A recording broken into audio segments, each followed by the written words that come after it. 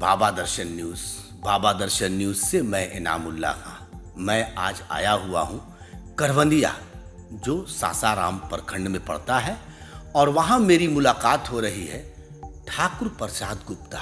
बहुत बड़ा नाम है और ग्रास मतलब ज़मीनी स्तर के वो नेता हैं। ज़मीन में रह के काम किया, गरीब गुरबा को हर तरह के समाज के बीच में रहकर सेवा किए। उनसे हम जानना चाहते हैं उनके राजनीतिक कैरियर के बारे में। और आज जो है यही हमें मालूम हुआ कि नगर निगम है सासाराम, और वहाँ से उप मेयर का चुनाव लड़ना चाहते हैं, यानी कि प्रत्याशी बनना चाहते हैं। उन्हीं से मैं जानना चाहता हूँ। सबसे पहले तो मैं बाबा दर्शन को नमस्कार करता हूँ, कोटि कोटि धन्यवाद देना चाहता हूँ। देखिए, राजनीति तो हर आदमी करता है, लेकिन राजनीति का भी एक पहलू होता है। राजनीति का पहलू इसलिए होता है कि राजनीति में कितने लोग जो हैं, लोग जनता को भरमाते हैं, झूठा वादा करते हैं, ये करेंगे वो करेंगे, ऐसे करेंगे वैसे करेंगे। लेकिन मैं एक दूसरे तरह से राजनीति करना चाहता हूँ। मैं 1974 से जेपी आंदोलन से जुड़ा, 50 वर्षों से मेरा राजनीतिक अनुभव है। मैं एक से एक नेता के साथ में रहा हूँ, और बहुत सारे नेता आज भी मंत्री हैं जो हमारे दोस्त हैं, विधायक भी हैं, वो हमारे दोस्त हैं। तो मैं एक संकल्प लेकर इस चुनाव लड़ना चाहता हूँ। उप मेयर का चुनाव एक संकल्प लेकर लड़ना चाहता हूँ कि मैं जनता के उम्मीद पर खड़ा हूँ, और मैं जनता के लिए ही चुनाव लड़ना चाहता हूँ। मैं यानी सेवा का भाव मन में जी एकदम फपक रहा है कि किसी तरीके से हम जनता की सेवा करें। जी, मैं जनता से झूठा वादा करके चुनाव नहीं लड़ना चाहता कि मैं ये कर दूंगा, वो कर दूंगा, ऐसे करूंगा, वैसे करूंगा, जैसे आज के राजनीतिक लोग करते हैं, आज के राजनेता लोग करते हैं। मैं ऐसे वादा करके चुनाव नहीं लड़ना चाहता। अगर मुझे इसे सत्ता पर काबिज लोग करते हैं तो मैं जनता के हर उम्मीद पर खड़ा उतरूंगा और उनकी लड़ाई लड़ता रहूंगा। यही मेरा संकल्प है और यही मेरा वादा है। आप ये कहना चाह रहे थे, हम अपने दर्शकों को ये दिखलाना चाहते हैं कि आप जो है बहुजन समाज पार्टी से आपने सासाराम से चुनाव भी लड़ा विधायक का। थोड़ा सा पीछे की ओर ले जाना चाहेंगे आप? मैं सासाराम से 2000 में चुनाव लड़ा था बहुजन समाज पार्टी से, और मैं कांसीराम का चेला हूँ। मुझे मानवर साहब ने टिकट दिया।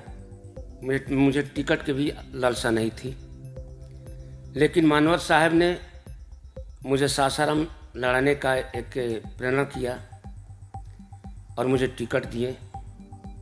टिकट देने के बाद में मैं सारे जनता का अपने क्षेत्र में जनता के साथ में भ्रमण किया, और जनता के एक एक दरवाजा को मैं खुलवाया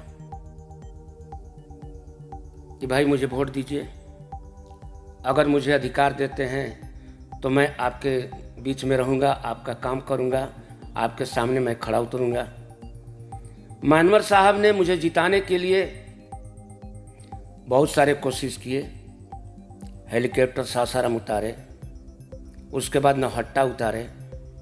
मानवर साहब भी हमारे पीछे पीछे घूमे, और मुस्लिम भाइयों ने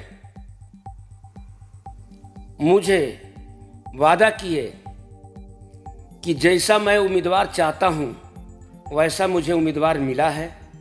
हमारे क्षेत्र के सारे मुसलमान भाई तन मन धन से वोट दिए, मदद भी किए, लेकिन कुछ त्रुटि आई कि कुछ ऐसे नेता लोग जो चापलूस होते हैं, नेता लोग नेताओं के पीछे घूमने वाले होते हैं, वैसे नेता लोग झूठा वादा, झूठे बोल करके और सारे क्षेत्र में हमको हराने का काम किया कि ठाकुर प्रसाद जी 10 लाख रुपया ले लिए, बैठ गए, ये हुआ वो हुआ।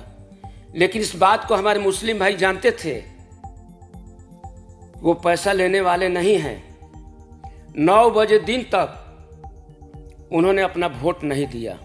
लेकिन हमारे ही समाज के लोग जो बरगला गए थे, जो नेताओं के पीछे जो झूठे वादा जो नेता लोगों ने किया और हमको हराने का काम किया, उन लोगों से उनको झूठे वादे में फंस गए। और फंसने के बाद हमारे लोगों ने वोट बहुत कम मात्रा में किया। इसके साथ मुसलमान भाई जो हैं 9 बजे दिन तक वोट रोक करके जब हमसे पूछे कि भाई जब ये लोग वोट नहीं दे रहे तो हम लोग क्या करें, बोलिए। तो मैंने इस बात को कहा कि भाई देखिए, आप अपने विवेक से वोट दीजिए, जहाँ देना है दीजिए। और उसमें भाजपा के जवाहिर जी हारे, अशोक जी जीते, मैं तीसरे नंबर का पार्टी बन करके रह गया।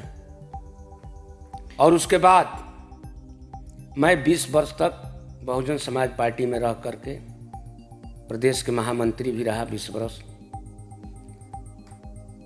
भभुआ के मैं क्या कहलाता, प्रभारी मंत्री भी रहा, भभुआ के प्रभारी मंत्री भी रहा।